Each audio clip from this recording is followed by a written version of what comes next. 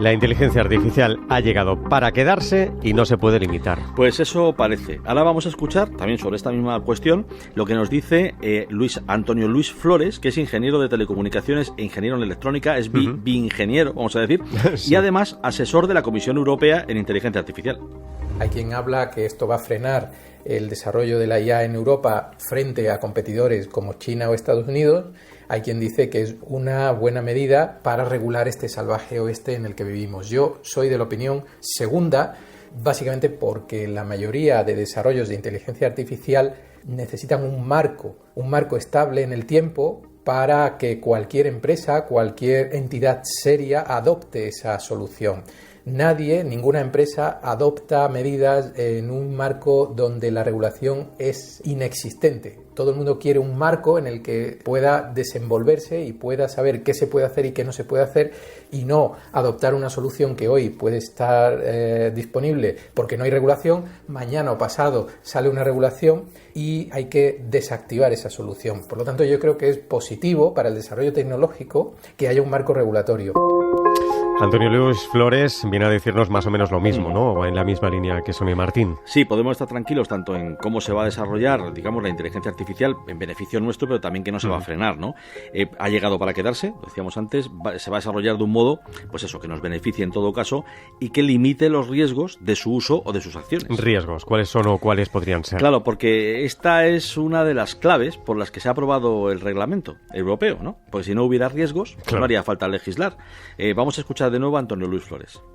La mayor amenaza que nos puede traer la inteligencia artificial en el futuro es la vida sintética, la vida virtual, la capacidad que tiene la IA de generar caracteres o personajes ficticios completamente en el mundo virtual y también en las redes sociales, por ejemplo, nos va a hacer muy difícil distinguir qué persona es real, qué persona es virtual o sintética. Y lo que es más, probablemente esto no va a ser un problema sobrevenido, sino que voluntariamente vamos a empezar a querer que venga. Habrá mucha gente que se sienta cada vez más confortable y más acogida por ese tipo de personajes fake que por las personas verdaderas o reales que le rodean. Esto puede ser una amenaza importante para el sentido de la vida de las personas reales, de que empecemos a plantearnos cuál es nuestro valor como persona física y real dentro de este mundo.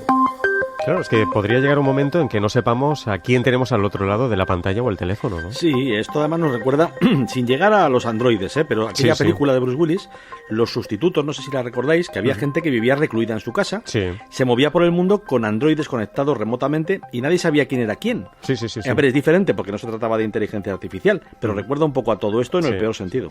Hablamos mucho de la IA, pero no tenemos del todo claro qué distintos tipos existen, porque no todas son iguales. Pues no, y he aprovechado precisamente para preguntarle por esto a Antonio Luis Flores, aprovechando eso, que es ingeniero en doble sentido, vamos a decir, y que lo tiene muy claro, y lo que nos va a contar, de verdad creo que va a sorprender a muchos oyentes, porque les va a dar además una idea de la importancia de la irrupción de la inteligencia artificial en nuestras vidas y en nuestra sociedad.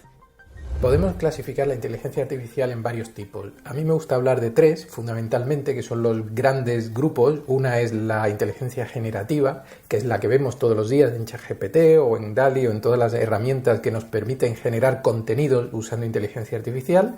Hay otra inteligencia artificial que para mí es la más importante, la más transformadora, que es la predictiva. Es la inteligencia artificial que es capaz de analizar todo el Big Data, todos los millones de datos y de información que existe digitalizada sobre cualquier cuestión y darnos una predicción de qué va a pasar o hacer un poco de bola de cristal y anticipar en cierta cantidad del futuro. Esta se utiliza mucho, por ejemplo, en el mundo empresarial para tomar decisiones. Y también hay otra que es la descriptiva, que se dedica a identificar patrones y es la que se utiliza, por ejemplo, en los motores de recomendación, cuando nos metemos en Amazon y nos recomiendan productos, o cuando vemos una serie en una plataforma de televisión y empiezan a salirnos determinadas recomendaciones. Y para terminar este asunto, David, ¿podemos ya vivir sin inteligencia artificial? Pues, Carla, sospecho que no, porque además es que la inteligencia artificial dentro de poco nos va a conocer mejor que nosotros mismos. Va a saber nuestros gustos antes que nosotros y nos lo va a dar todo en bandeja. Esto va a ser así. Pero bueno, a ver qué nos dice Antonio Luis Flores, si podemos vivir o no con inteligencia o sin inteligencia artificial.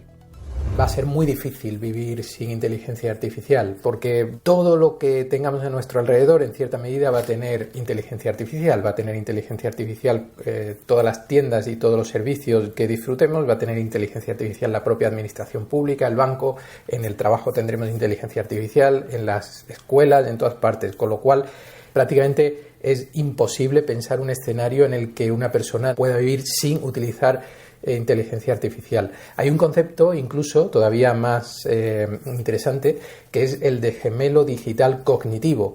Básicamente es una especie de espejo de nuestra propia persona o personalidad que va a ser la encargada de lidiar con todo ese ecosistema dominado por la inteligencia artificial, utilizando también inteligencia artificial. Es decir, va a ser nuestro escudero basado en inteligencia artificial para interactuar con el resto del mundo. Esto es un cambio de paradigma absolutamente nunca visto en toda la historia probablemente de la humanidad. Déjame decirte, David, que todo esto da bastante vértigo. La verdad es que sí, pero quedémonos con ese concepto del gemelo digital cognitivo. Oiremos hablar más en el futuro próximo, ya lo verás. Pero bueno, tenemos que estar preparados. Sí, hay que estar preparados.